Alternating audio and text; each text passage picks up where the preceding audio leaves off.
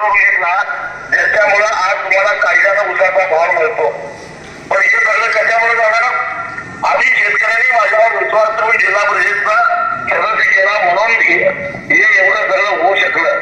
प्रभाकर बांगर माझ्याच पावलावर पाऊल टाकत प्रवास करत आहे, वाटचाल करत आहे. त्याला तुमच्या आशीर्वादाची गरज आहे.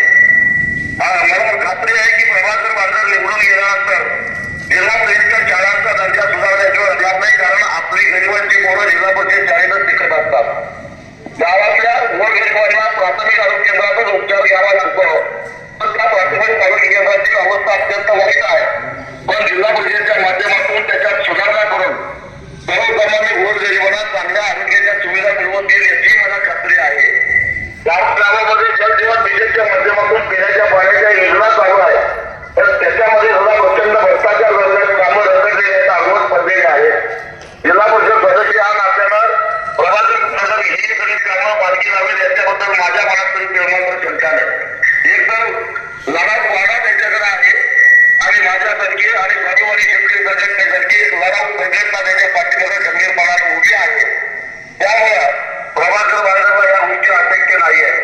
आणि म्हणून माझी तुम्हाला कधीकधी विनंती आहे, प्रभाकर बांगर तर तुमच्यासाठी खर्चाला पैसा नसेल, तुम्हाला दारू पाजवायला पैसा नसेल, जेवणाला करायला पैसा नसेल, तर तुमच्यासाठी सांगायला प्रभाकर बांगरच्या अंगामध्ये भरपूर रक्त आहे आणि ते रक्त साठवून तो तुम्हाला न्याय मिळवून दिल्याशिवाय राहणार नाही.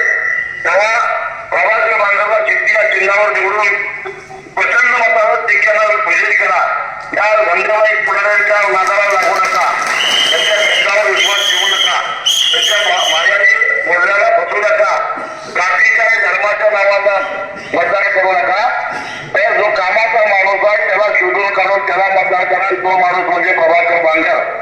प्रभाकर बांगरला निवडून तुम्ही दिला तर याच चौकामध्ये प्रभाकरचा सत्कार करायला मी स्वतः आल्याशिवाय राहणार नाही आणि मी येणार नाही.